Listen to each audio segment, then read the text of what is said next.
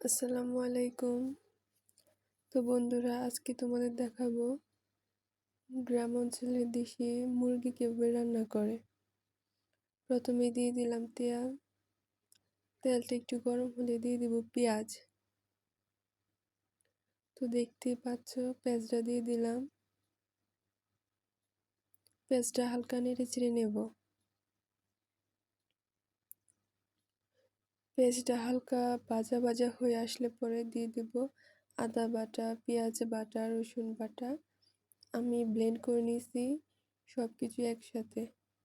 আপনারা আপনাদের পরিমাণ মতো দিয়ে দেবেন।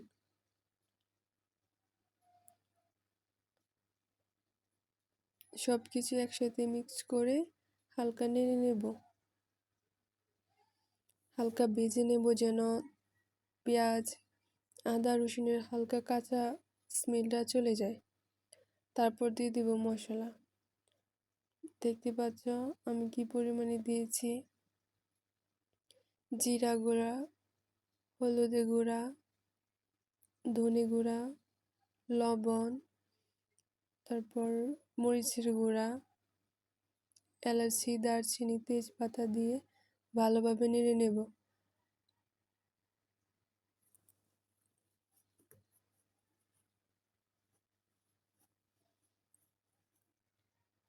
তো আমি জিরা গুঁড়া দিতে ভুলে গেছিলাম, তাই পরে দিয়ে দিলাম।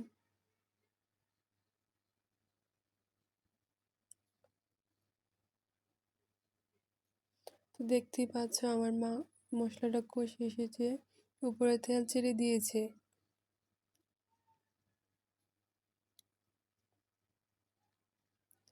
এখন দিয়ে দেবো রসুন। আস্ত রসুনের গুঁড়া দিয়ে দিব।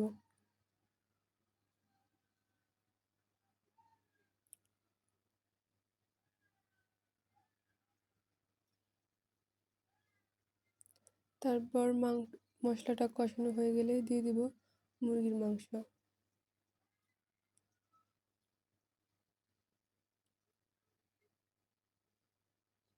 মুরগির মাংসটা দিয়ে খুব সুন্দরভাবে ভালোভাবে নেড়ে চেড়ে নেব।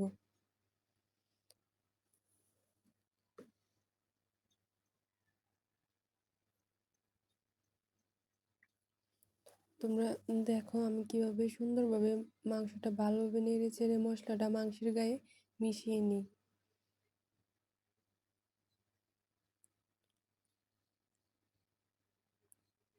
মাংসটা আবার মাংসটা নেড়ে ঢেকে দিব।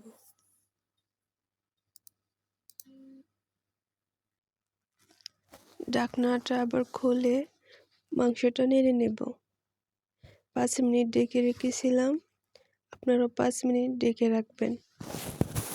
আমি কিন্তু পানি দেই নাই, মশলার সাথেই মাংস কষাচ্ছি। খুব ভালোভাবে কষিয়ে নিতে হবে।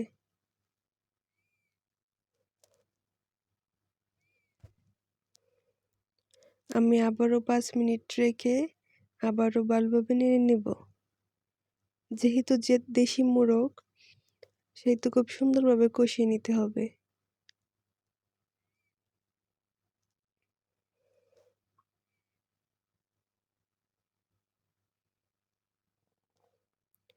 আমি ভালোভাবে নেড়ে ছেড়ে আবারও ঢেকে দেব।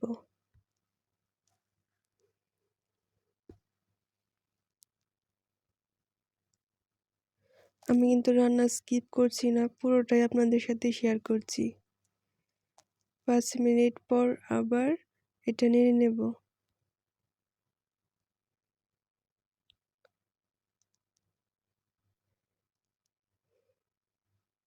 দেখেন মাংসে তেল ছেড়ে দিয়েছে, তেলটা উপরে বেশি এসেছে, তাই আবার একটু ঢেকে রেখে দেব। এবার 5 মিনিট রেখে তুলে দিয়ে দিব পর্যাপ্ত পরিমাণে পানি। এটা কিন্তু মশলা দিয়ে কষানো হয়েছে এবং এরপরে কষাবো পানি দিয়ে।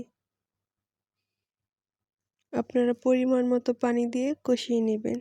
তো দেখতেই পাচ্ছেন আমি একটু পানি দিয়ে দিলাম, পানি দিয়ে নেড়ে নেব। এই পানিটা দিয়ে আবারও কষিয়ে নেব।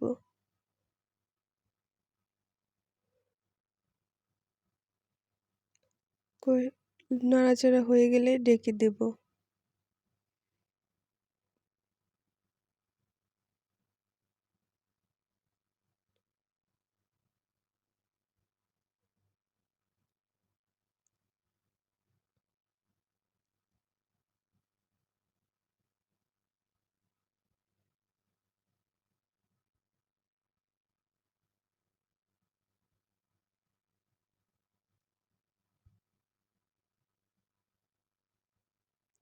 দেখেন আমার মাংসটা অনেকটা কষানো হয়ে গেছে, তারপরেও ঢেকে রাখবো।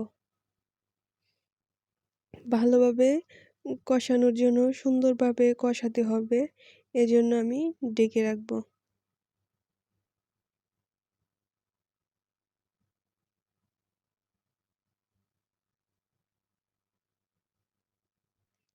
আবারও ঢেকে দিব ৫-৭ মিনিটের জন্য।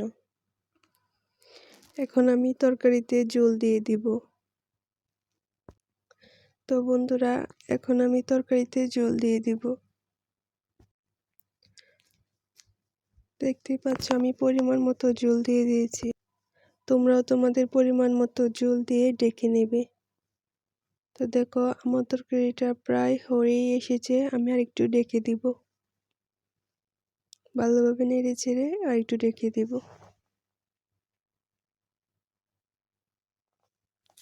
তো দেখতে দেখতে আমার তরকারিটা হয়ে এসেছে। তরকারিটা খুব সুন্দর হয়েছে। আমার রান্না পছন্দ হলে প্লিজ সবাই সাবস্ক্রাইব করে দিবেন।